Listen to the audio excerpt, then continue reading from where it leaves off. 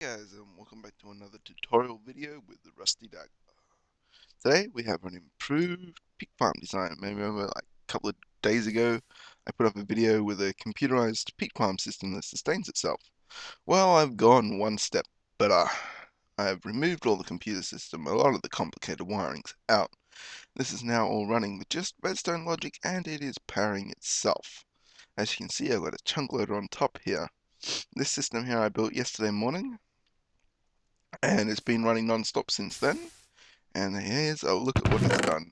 It has been very, very busy and produced all this peat. Oh, come on, no, that's the rain.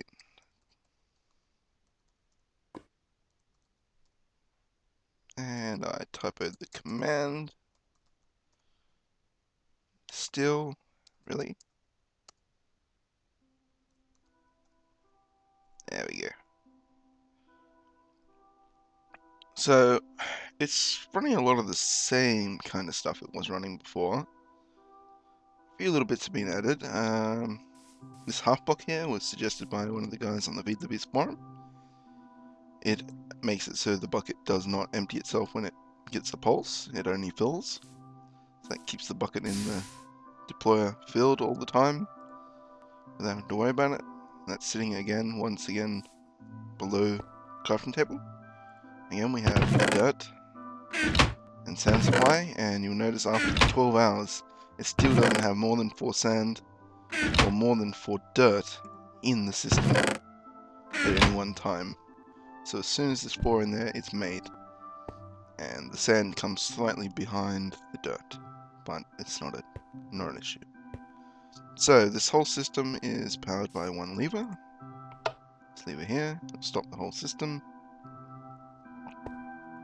That lever is only running along under all this here to power the engines over there. And it also splits off and goes into this NOT gate and into the timer. And this timer powers everything from here. It powers the transposer here to pull the dirt from here when the system puts it in.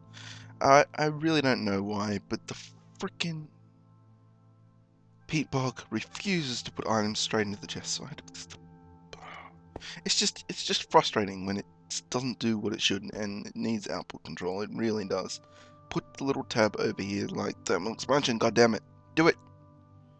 And you'll notice this here always has around 63 is what it's running at the moment.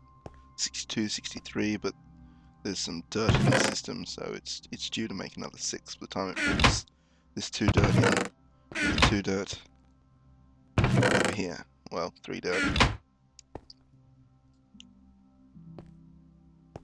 So this timer here pulses this block here as well, which powers the deployer.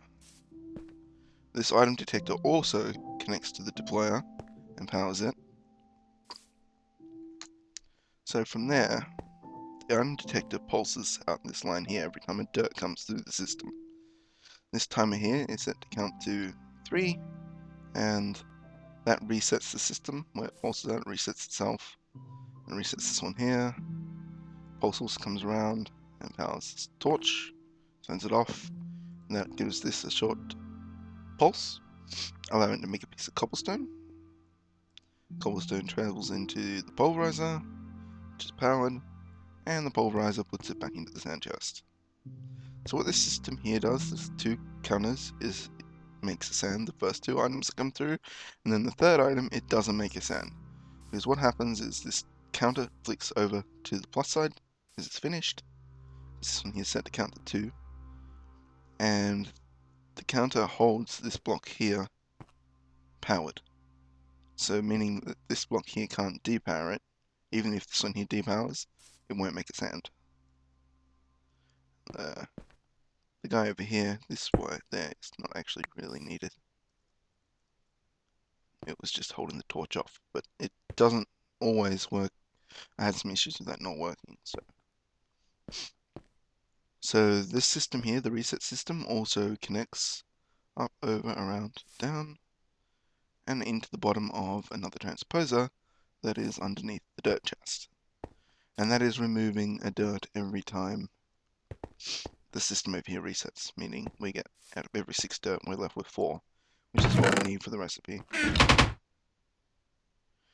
Mr. Turberry is just connected up to a stone pipe into an iron pipe. The iron pipe's there to stop the ash coming out of the machines going the wrong way. I had an issue, it was coming out and dropping on the ground over here instead of going where I wanted it. So just put the iron pipe in. And yeah, now it runs around and into the chest. So these engines are being filled by the peat coming out of the system. No problem. That's enough yabba yabba about how it works. Didn't quite explain all of it. Just the pipe coming out of there, it runs over to the bottom of the... See it running there, it runs around. Back into the bottom of the peat bog to return the peat bog. Apart from that, that's just about it. So as you can see, it's much less resource intensive than my last design. And I actually plan to build probably 2 of these in the bottom of my new building over here in survival. And they're all that exovite block made into panels. And the benefit of those are it's TNT resistant, which means no bloody creepers blowing up my base. Yes, bonus. Sensitive redstone inside, red walls. Makes sense. Spent most of yesterday mining out a hollow hill. That's why I didn't get the video done yesterday. But I think we'll get, I'll take a brief cut here, get organized with all the parts I need on my hotbar, and from there we'll go. So let's get cracking. Always wanted to say that. So first off, I'm going to grab the peat bog, and you're going to place it in the middle. Now remember, this thing is going to take up 7 diagonal each side of the turbo, so, or the peat bog. So 1, 2, 3, 4, 5, 6, 7. It's going to finish over here. And the same the other way. So I already made sure this wasn't going to wipe out my house and stuff. So then I'm going to place an iron chest beside it. 2 bits of pipe, cobblestone or stone, but you're going to have to use the opposite later on, so just make sure you take note of that. And I want to place the turbo on top of it. Now I want to go 4 diagonal from this.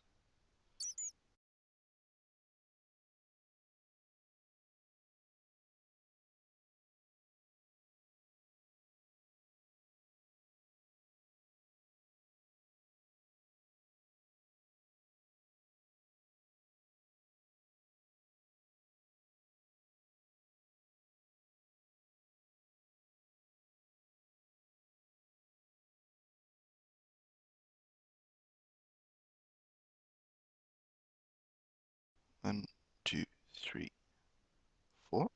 That leaves now 3 for later. And beside that, I want to go there. And beside that, I actually want to do this. Then we're going to leave a gap. And we're going to put 2 up like so. And 1 around the corner. And that is all I've memorized. Back in a sec. Let's go. First thing we want to do is put a disposer down. Make sure it's facing this way with the hole pointing up.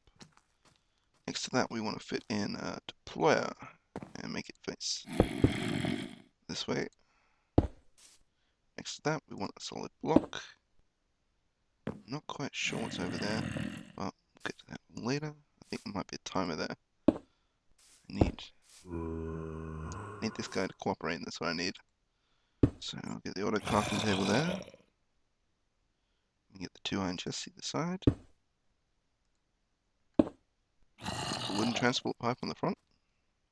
Now when I put the redstone engine on, I'll actually go where I want. And we can connect up some golden transport pipe here just to speed things up. Completely optional, you can use cobblestone. It won't really hurt, but I recommend using some gold. I'm going to put that there temporarily. Normally that's going to be peat bog, bog earth, but I just want it there for now just to hold the water in. Actually, no, the peat bog won't remove that. We need something else, like stone. It needs to be a natural block. Alright, so I'm going to go memorize some more, and I'll be right back. Guys, let's rock and roll again. So I'm going to start out with a NOT gate, and I'm going to come around here and place it this way. Now that needs to go into the back of a timer. it's going to hold it off all the time unless we turn it on. This guy's time doesn't really matter, but I think mine's at around 2 seconds still. Transposer into the back of the chest and make sure that we have got that big open side there and the little hole here. Now, I don't really hate this item detector. It is a pain. It has to have this tubing either side of it. If it does not have the tubing, it will not work. So now I want it facing this way. So a big hole and a small hole again. And it runs up like so. Now we're going to do a little bit of wiring.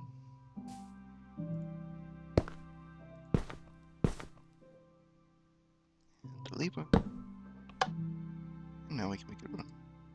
Now I'd recommend connecting this lever up to something else, maybe a chest detector. Detect when the chest's full or your power system's full so you stop generating power when,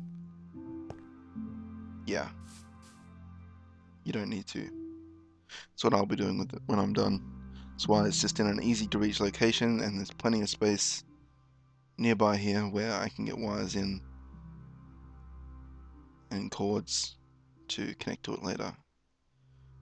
We can put in the water now that we've put in that NOT gate. So we can do it like so. I think that's everything on my hotbar I've used. Yeah. So I'll memorize some more and be back again. Back again. Let's see if I can remember this. This is a little bit complicated. There's a lot to do. So we're going to go 4 blocks in the back of the item detector here. 1, 2, 3, 4. And off to the side 1. And on that, it's going to be a torch. Now, we need to get diagonal up from that. It should be 2 solid blocks. And down here, we need a panel or a cover. We need to be diagonal off this again. And again, I think we can get away with just a cover there. Yeah, like that. Okay, so now we can actually get started on some of the wiring. So like this. And I've hit a mind blank. Real big mind blank. So, hold on. I know this needs to be down here like so.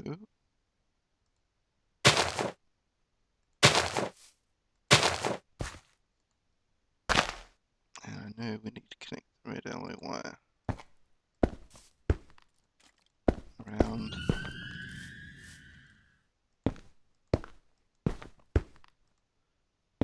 Down. That won't connect there when we're done, because I believe there is a counter sitting here. And it's facing the right way. My god, it's a miracle. And this counter counts to only 2. Increments by 1 and decrements by 2.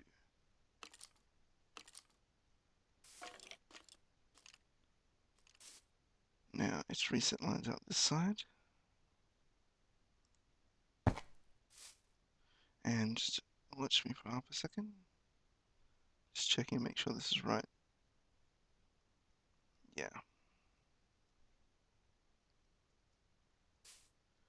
So this comes around through here. Connects back to the item detector. We also have one of these little half blocks here. And the other counter is just here. But it's not facing the right way. So I just need to work it out again. There we go. No, still not right. Why do you hate me so?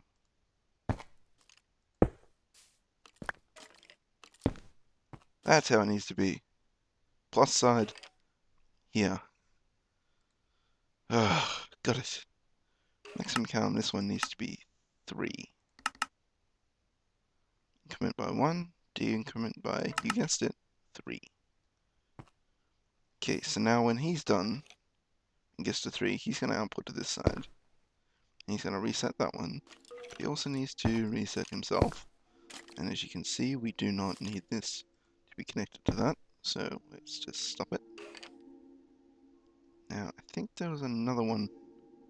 These blocks go in here somewhere. So let me sneak back and have a... Ah, yes. Negative side on Mr. Here. Not needed. So, you guys have got that. It's quite a complicated little bundle of wiring. Make sure to put that onto the back of there. Okay, now this bit I can remember. So we've got our torch on the other side here. Goes into a repeater if I can find it. And I believe it's set on 2 clicks. And I think that once again is everything on my hotbar. Although we can actually, we'll come over here and we'll finish digging this. So this just runs down underground. I believe it comes over one more.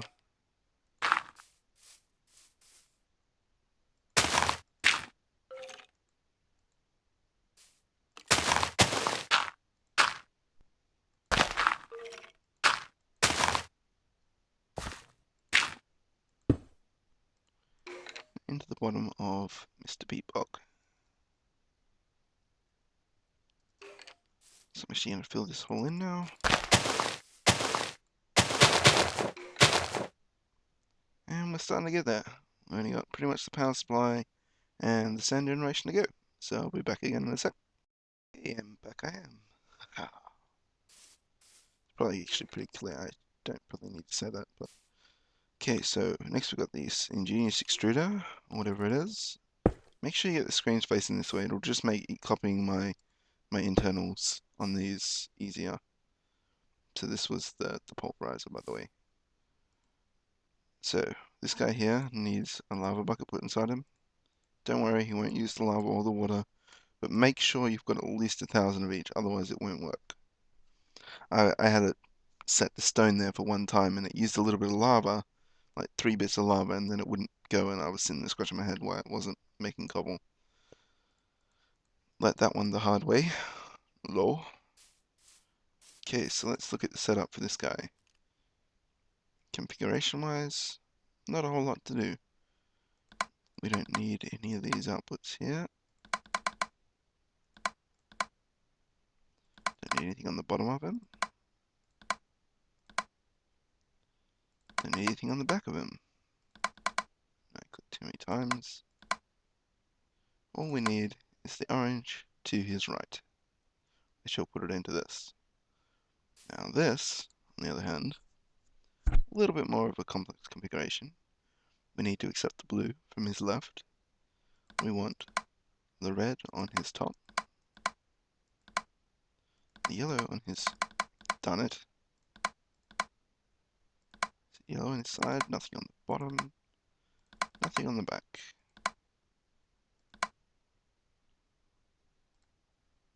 And we need to change this guy's power requirement to low. I can't actually remember what, I think this one here is set to low as well. So yeah, low.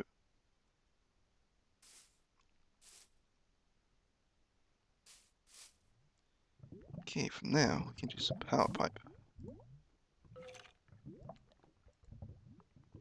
Golden conductive, just like so. Get this void pipe, stick it on the side too. It's going to stop anything. All the gravel's going to go into there if you wanted to use that for something else, by the way. Gravel will come out where that does. 1, 2, 3, 4 from there. I'll connect to the motors to that in just a second. I think we can actually, I'm going to steal a little bit of this cobblestone transport pipe, because it wasn't quite organized. But the top of this pulverizer can come out. Actually, I want some gold pipe. Just give me a little bit of this. Just to speed things up, otherwise it just takes a little bit longer per cycle. And I'm doing it again. Once again, you don't need to power that gold pipe anymore.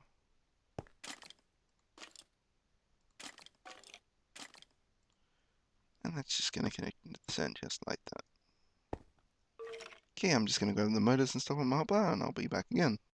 Let's do the last little bit here. We haven't got much to go. Did I get wooden conductor pipe? Yes. So, 1, 2, 3 there. I am not 100% sure that all 3 of these are needed. I think the farm might be able to run on 2 of these. So feel free to experiment, I know I will be. But for now, I know it runs fine on 3, but you could potentially increase your peat output by reducing the engines it's choosing to run here. So now I have stone. Remember again, the opposite of what you have here. And then I'm going to connect it to an iron pipe. And then to some more stone. This is just to stop the items going the wrong way. I did have the wrench on hand in case that pipe did not go the right way. And it has not. So make sure you get this to look like so. Colored inside, empty side. Okay, and now this guy here just needs to come around and go into some kind of output chest or wherever you want it to go. This is a combined output. It will have peat and ash, so you may want to put a diamond pipe in here to separate those two. I did try other systems to get the ash separated, but it didn't work, so I settled and just had it how it is. Running this a little bit different to last time, but it doesn't really matter.